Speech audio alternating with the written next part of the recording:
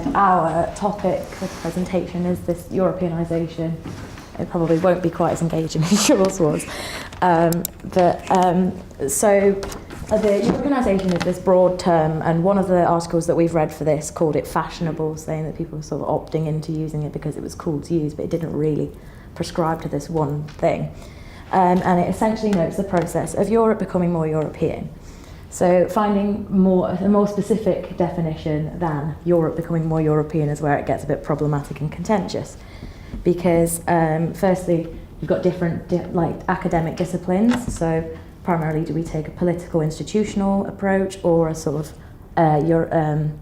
anthropological, sociological approach, which is kind of what we've tried to do with the presentation to fit within the module. And the second area of debate is whether this has already been achieved, whether it's matter of fact now, whether it's an ongoing process, or whether it's actually an ambition that we should be aiming for in the future. And so it's going to be important to discuss why it's actually studied in the first place, why it's researched, why it's studied. And the generally universal answer to that is because alongside the EU institutional changes, things like the establishment of the single market, the introduction of the euro, alongside that, people actually wanted to look into the academic sociological impacts of that. So that's why they start to look at this Europeanisation.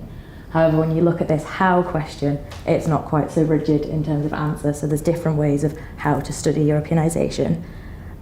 So primarily, one of the approaches is to split it into these two processes. So one, to look at like the Europeanisation of the national societies of the member states within the EU, and then the second process is then the actual Europeanisation it's like this European society emerging that transcends the national, the subnational, which you in theory should have achieved already to get to that stage. Another way of studying it has been to compare it to this smaller scale of globalisation, which is what Kerry's going to talk about in a bit. And the third approach has been to sort of, it's a third approach, I think there's more than one, but the three approaches that our articles outlined. So the third is this, it's to look at it in practice. So there's these 5 domains that it talks about, and to look at how they actually demonstrate Europeanisation happening and studying it accordingly through that. Yeah, so now passing on to Conrad. Yeah, so I'll talk about defining Europeanisation. It's a really tricky subject. I mean, as Marion said earlier, a lot of buzzwords were thrown around during the time of the referendum, and even now there are still a lot of buzzwords, chiefly among which being, of course, Europeanisation. So what is it? How can we put a finger on it? Well, in terms of definition, Borman and Fowler argue that it is the result of a new level and intensity of integration, and that integration being European countries coming together and getting on with one another. And how did this come about? Well, it is the intensity of integration came about to the reaction to the destruction of Europe after the 2 world wars, and also it was a reaction to the collapse of communist rule in European countries such as Poland and the Czech Republic, where it had prevented there being a division between East and West. And so, of course, the main image we have of that is, of course, with the fall of the Berlin Wall in 1989 and with the fall of the Soviet Union in 1991. So what does this all mean? Well, this has resulted in there being political unification. There is no longer West and there is no longer East. I mean, geographically there is, but there isn't a wall, there isn't a divide. We can all travel around safely and without worrying about being arrested or being searched provocatively. And also Europe as a continent has become more of a single political space than it has been in its history, some would argue, and I think that's certainly the case. And also, we see that there is a division of responsibilities and powers in different levels of governance, primarily in Brussels, and we see that through the European Council and other such offices. And and in terms of analysing it as a definition. I mean, I've put up this quotation from Kasim, and he says that Europeanization has no single precise or stable meaning. It has been argued that the term is so unwieldy that it is futile to use it as an organizing concept. And perhaps actually it's a good thing that we can't put a single meaning to Europeanization, and that it's not just it's not something we can write in a single sentence. I think that perhaps is a good thing, because if there was a single and precise meaning for it, it would force people to view Europeanization in a very polarized way. And if we're talking about the integration of countries, I think it's very important to have open ideas and not force people to think in one particular way. And on the theme of forcing people to think in one particular way, let's look at studying Europeanization, so critically analysing it. Olsen says that should Europeanization, be abandoned, or is it useful for understanding European transformations? The issue raised is not what Europeanization really is, but whether and how the term can be useful for understanding the dynamics of the evolving European polity. And I think that's a really important point he raises there, because as we know, politics is not one set thing. One moment we have the first black president in America, and then we have, the first orange president being Donald Trump. And that's such a contrast in views and opinions, and some would argue the ways that we view politics. Here's one is a figure that people really admire and look towards, and then one is a figure who's been caught up in scandal, who has done dealings with the mafia, and it happens all so quickly. And as Olsen says, it is suggested that Europeanization as political unification involves institutional mutual adaptation. And I think that's right, because we have members of the European Parliament who come from all the different countries in Europe, and they mutually adapt to one another, because if they had one set idea, they probably all end up in fistfights, which there are some pretty strong arguments, but at the end of the day, there is peace in Europe. And a multitude of institutions and actors co-evolve as they adapt to each other. They change the organizational setting for each other's adaptation as they find a place in the changing political world order. So that place, of course, being Brussels. Now, as I touched on earlier, European Union, it is present as a Parliament, Court and Executive Council, and sort of a subsidiary of the European Union is NATO. And of course, that NATO in itself, many see Russia sees as a political component of the EU. They, if we look at how Kremlin views NATO, they see it very much as the West, primarily France and Britain and Germany, using a military force to enforce Western ideals onto Russian territory, quite literally. And there is that growing tension there.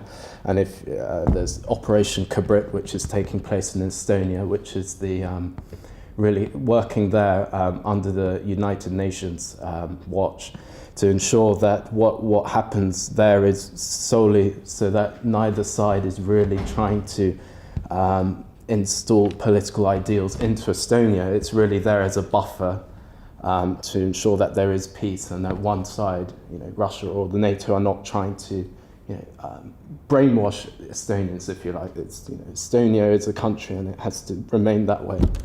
And then moving on to second quotation, these centres of European politics form a culture of their own, distinct from the national cultures they are there to represent. And as Bormann and Fowler say, some people have been identified as Eurocrats.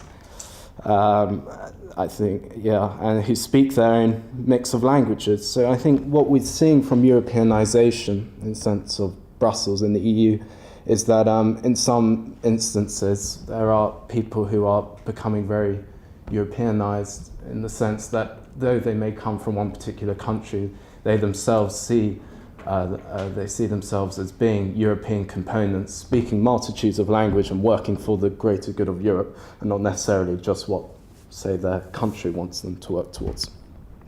And just to leave you on a nice short summary, Bormann and Fowler say that perhaps we should deal with Europeanization pragmatically as a spirit, a vision and a process rather than just one set sentence, which is what I was referring to earlier. And I think that's a really important point because, as I was saying earlier, politics constantly changes, and rather than just seeing Europeanization as one set thing, we should see it as what people want to get out of it. What's the common thread that the EU are working towards? And I think, I don't want to answer too many questions now, but I think certainly one of it is the idea of Europe working together and there being peace.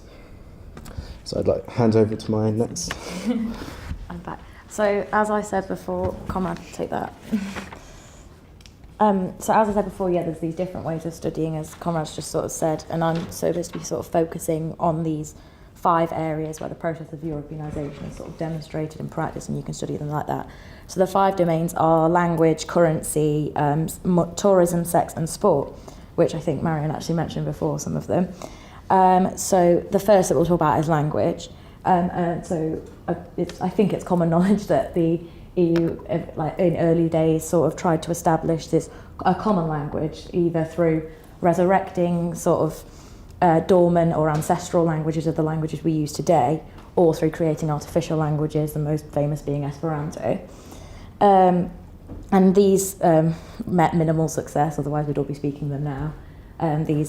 So they eventually just abandoned the attempts. And nowadays, although there's groups like this EDE, which stands for Europe, Democracy, Esperanto, and they are a little party that do have some seats, but they're not massively supported, but they exist and they want Esperanto to be the one and only language of the EU. But in general, the diversity of language that is within the EU is accepted as a positive thing rather than as a negative sort of communication barrier.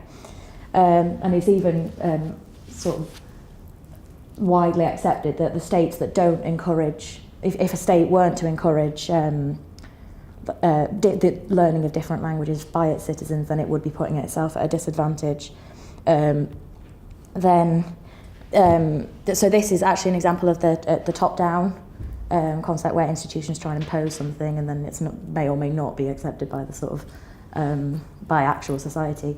So Kerry's going into more detail about that later. And it's interesting to compare that with the currency domain, because that actually was also a top-down imposition, but it was more successful because obviously there is the euro and states do use the euro. It was interesting to actually read this article, this Bornemann and Fowler, because it's from 1997, which is obviously before the euro was introduced. So it's actually talking about it as this hypothetical future possibility sort of thing, when obviously we know it as a fact now. So and it talks hypothetically about the pros and cons of maybe joining things like, but we could lose sovereignty, but then, but it's good for the single market sort of thing. But it's just interesting because it's future, even though that's one positive of an outdated source, I suppose. And so then these kind of come under the bottom-up sort of imposition sort of thing, because so the first is tourism, which is an opportunity for people of different cultures, backgrounds to actually interact with each other, and this catalyses this idea of European identities being created, and like stereotypes can either fuel that or be broken down by this interaction that tourism allows. However, there's the negative side of the Europeanisation that tourism exemplifies, because in some senses you've got people almost not invading, but it called them unwelcome guests, the article did, where they might sort of exploit or harm or whatever, appropriate is possibly a better word, the local culture, rather than just viewing it and experiencing it. And also there's the expansion of the word tourism as not necessarily just meaning holidays anymore, but actually there's drug tourism, sex tourism, medical tourism, where people will go to other places, not for holiday purposes, and it's an example of the Europeanisation, but not necessarily the way that the EU intended for it to be happening. In the same sort of way, as I said with sex, you've got these sex tourism towards these erogenous zones. So, for example, people going to Amsterdam, people do it for drug tourism to Amsterdam as well, where there's certain things that are legal there that aren't legal in other parts of Europe. And with the full freedom, because free movement of people, you can go freely and do these things there where the law is different. So it's kind of that aspect of Europeanisation. And there's also, since, as Conrad was saying, there's no east-west sort of division sort of thing anymore, and that means that less sort of constraints over print and electronic media. So erotic images are now much more readily available, much more widely published. The final domain where Europeanisation can be seen in practice and studied is sport. As you said, with football, the Champions League is a clear example. It encourages the mobility of fans, players, it encourages them to interact with each other. The Eurovision is also obviously not sport, but it shows how music is also sort of a domain where this can be studied and seen, observed, whatever. And the only downside of these things is, while it encourages you to sort of be proud of your nation and interact with other people from other member states, it can also backfire and have this negative impact where people go too intense with their national affiliations, and it can actually cause cleavages rather than this integration, Europeanisation thing that they're trying to encourage. Oh, sorry. Okay, so we also wanted to look at the relationship between Europeanisation and globalisation. So there's a lot of literature on this topic in particular. So there are a lot of definitions out there. But for the purpose of this presentation, we're going to use the Manuel Castell's definition of globalisation as a process which undermines the autonomy and sovereignty of the nation-state. So there are various approaches towards exploring the relationship between the two processes. So both Wallace and Graziano, they both perpetuate the idea that it's a social, that it's a protective response to the process of globalisation. So they explore the idea that it acts as an antidote or filter. So Wallace, when she refers to it as a filter, she's referring to the way that Europeanisation selectively responds to some of the pressures of globalisation. Whereas Graziano, he then goes one step further and refers to it as an antidote, saying that the policies and institutions that affect the same processes of globalisation, they actively promote a more socially just development. So one example of this could be the fact that the EU opens member states up to the international market and competition, while at the same time it protects them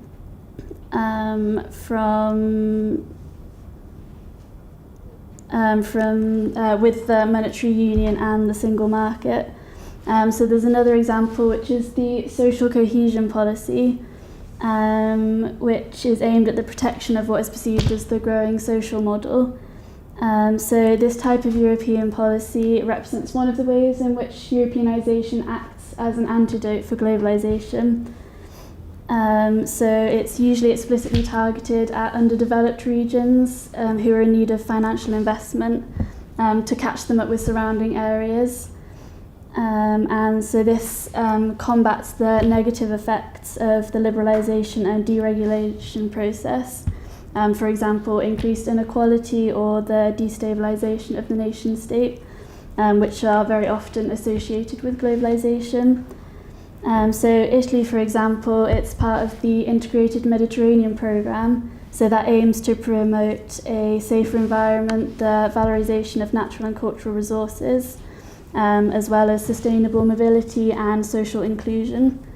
So Graziano, in his work, he also he makes the argument that globalisation has actually been practically rendered irrelevant by Europeanisation, because globalisation hasn't really influenced the domestic institutions and policies as much as Europe has.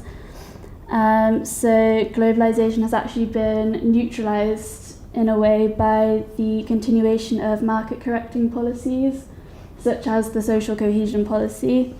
So in theory, the strengthening of Italy's economic and social institutions can't actually be considered an effect of globalisation, but you can turn this around, and it's quite interesting to think of it in a way that Europeanisation is actually a direct effect of globalisation, because if you look back at the definition at the start, Europeanisation is actually the breakdown in the power of the national executive.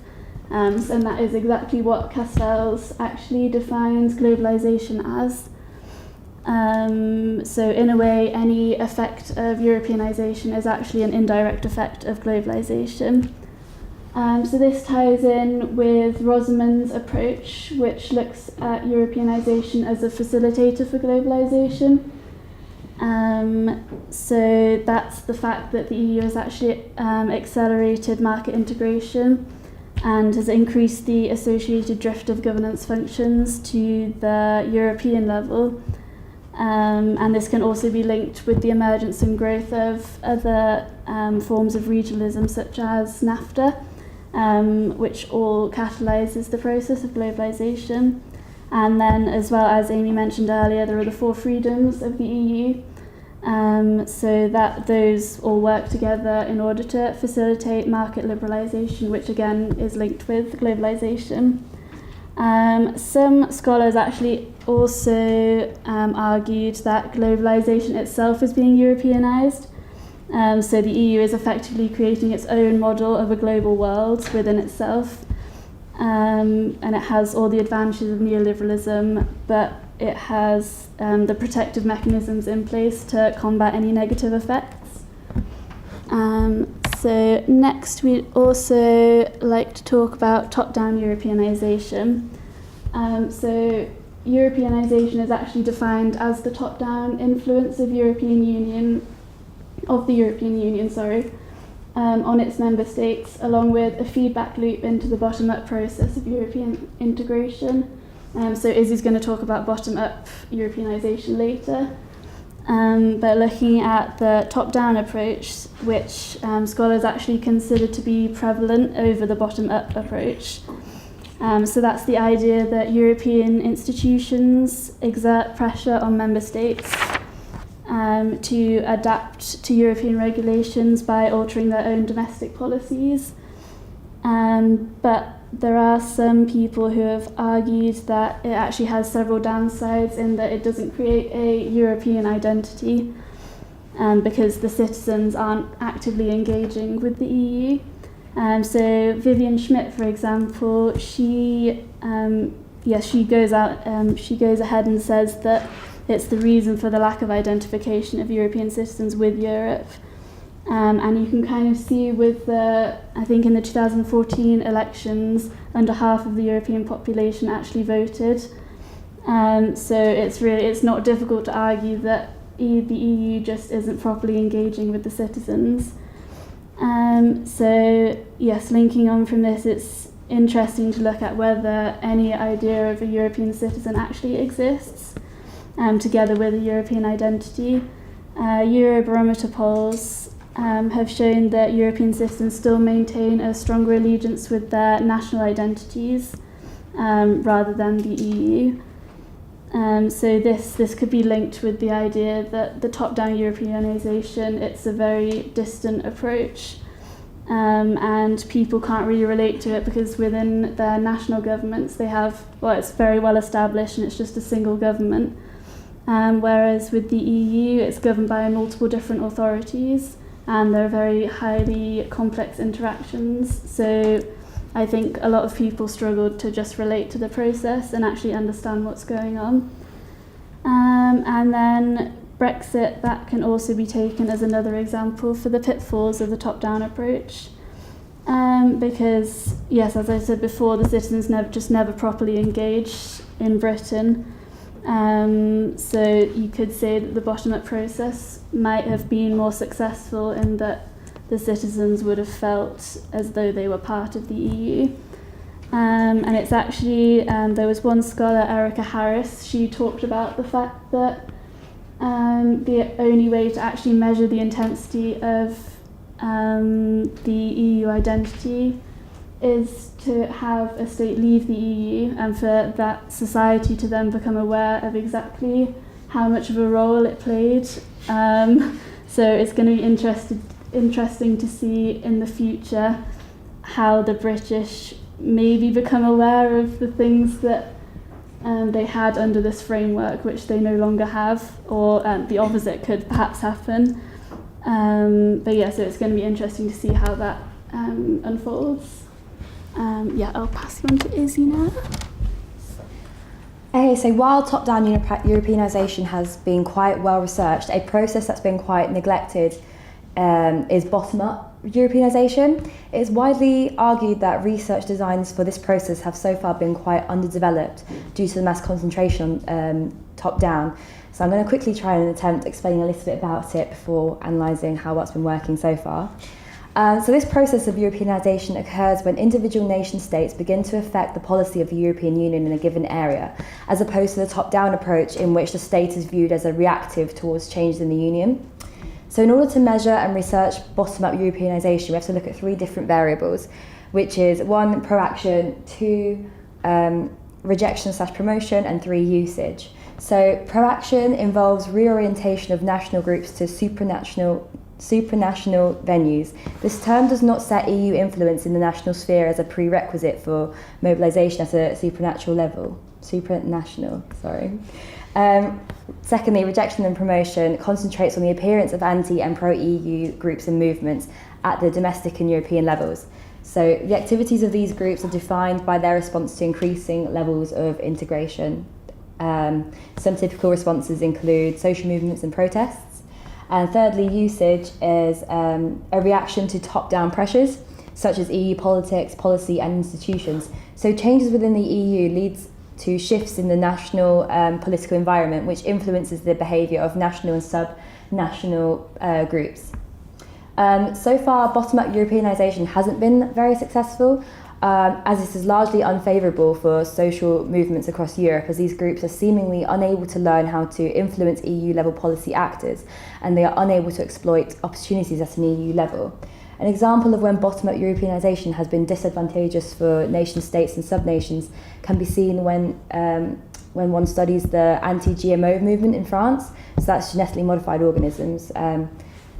France has witnessed the growth of a distinctively vicious societal response to the release of GMOs. So organisations such as Greenpeace and other French activists were opposed to GMOs and fought to change legislation and policy of the EU. However, because of the reasons I mentioned earlier, that they don't know much about how to influence the EU or just aren't able to, they're not very successful at mobilising on this level. So therefore the movement was successful on a regional level and a national level, but it never got to a European level. Even though bottom-up Europeanisation would actually be more favourable, well, it's preferred by nations and sub-nations because it's more concentrated on how they react to things as opposed to things being put upon them and just being a reactive to it. But unfortunately, it hasn't quite worked for them yet. So to conclude, Europeanisation is not a term that can be easily defined or explained. Because there is so much conflicting literature, so many different authors and just other researchers that we've looked at have had so many different things to say. So it's been tricky. However, the more we study Europeanisation, the better we can understand the dynamics of Europe on both a social and political level. One of the authors of the text we read, called Diez Medrano, stated that IR literature has mainly focused on the EU's impact on domestic politics and national economies and hardly taken a look at it from a social point of view. So from that we can understand that many aspects of Europeanisation have been uncovered for quite a long time and only recently have been started to be explored. So that's why it was a particular interest to us, because there's a lot of research we can still do based on this interesting topic. And why is Europeanisation relevant today? Well, Europe is currently in a stage of transformation, especially since Brexit. While Britain is pulling away from Europe, it is argued that the rest of its members are going to continue to become more and more integrated. This could potentially, I say potentially with an underline underneath it, cause more and more nations to lose their sovereignty, which shows that Europeanisation is becoming more and more relevant because things are changing on national levels and international levels. These arguments regarding the future of Europeanisation support the idea that Europeanisation is a precondition for the emergence of a European society. However, it could also go the complete other way. They might not get more and more integrated. Brexit may have started a trend and inspired other nations to also pull away, We don't actually know what the future holds. It's unpredictable, but when Brexit was all over the television and the referendum happened, there were small little voices of Frexit and Dexit, so French exit and Deutschland. So these are possibilities of the future. It's really open to discussion. No one really knows. So yeah, that's the end of our... Thank you for listening.